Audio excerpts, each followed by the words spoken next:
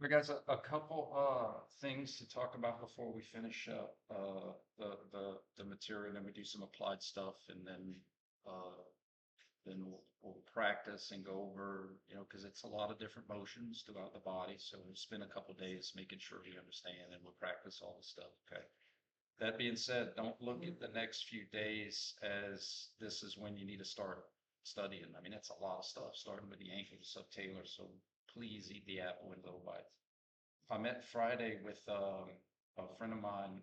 LSU Shreveport is starting a branch of their PT program here in Lafayette. So it's a branch, and they're looking to start May of 2026.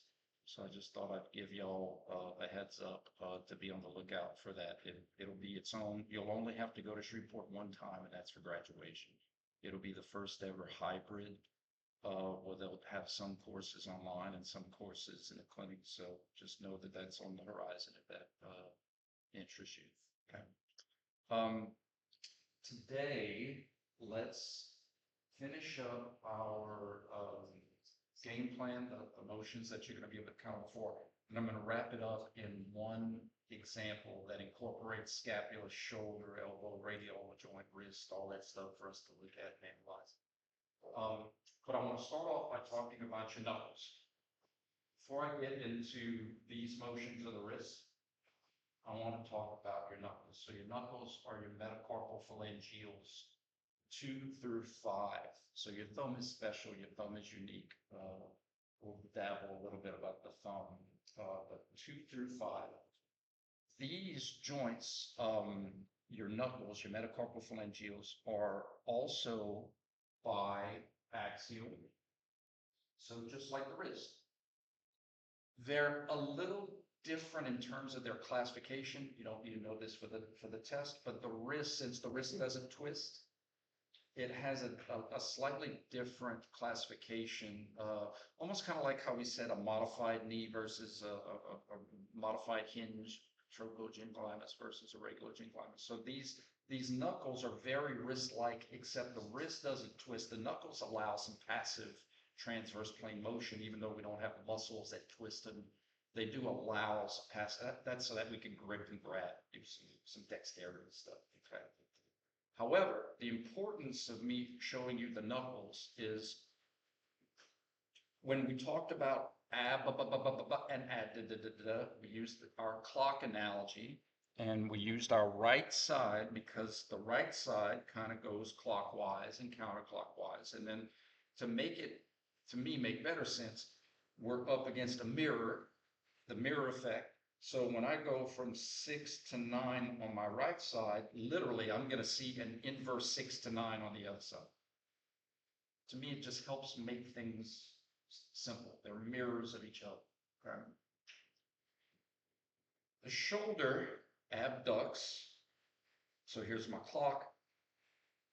The fingers, the metacarpals, are a little different because the clock, we have a new clock. Instead of like our clock being kind of I don't like linear parts, but the midline being 6 o'clock and I'm going away from 6 or towards 6, right? Here, our middle finger is kind of a new little mini clock.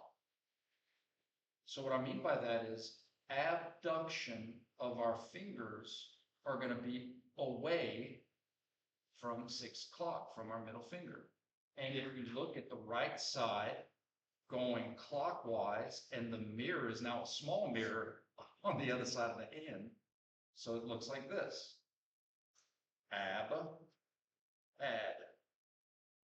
You see why it's tough to say towards a midline, because I'm having abduction of 4 and 5 that are actually going into my midline. And 2 and 1 are going away.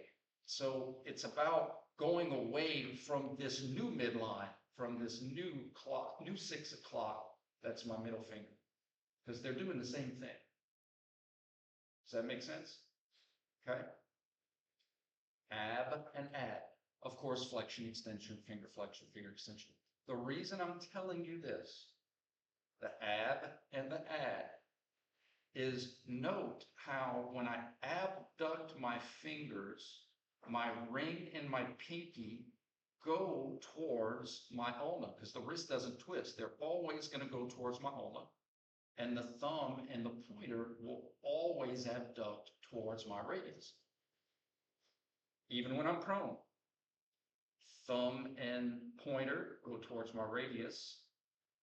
Pinky and ring go towards my ulna. And again, that's because the wrist doesn't spin, the wrist doesn't twist. The pinky will always and forever be ulna side.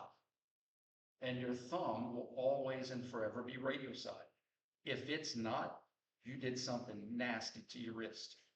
Okay? You did something that shouldn't happen. Pinky will always be ulna side, and thumb will always be radial side, distal radial side.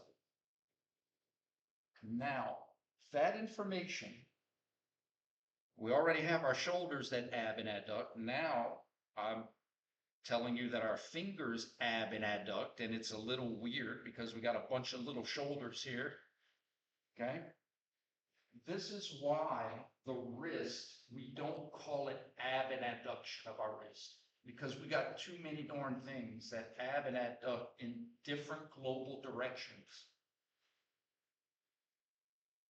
So we break that up by saying, well, if the pinky is ulna side and the thumb is radial side, we're going to have deviation, frontal plane deviation, either towards the ulna or towards the radius, pinky side or thumb side.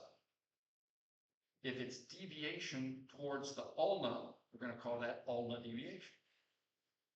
And if it's deviation towards the radius, we're going to call that radial deviation. Ulna, pinky side, radial, thumb side.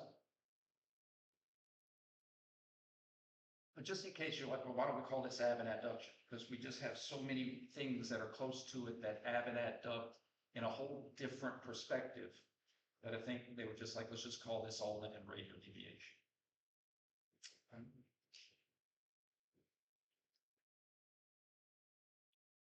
So the wrist flexes and extends in the fetal, out of fetal, and then it also has radial and ulnar deviation. Remember, this is a mirror effect. So if I'm in the mirror and I do radial, the other side's going to do this. If I do ulna, the other side's going to do this. If I'm in a mirror and I do ulna and the mirror does radial, I'm sprinting out of that screaming because that is a haunted mirror. Okay? Here's some illusions. I could have my left radial ulna joint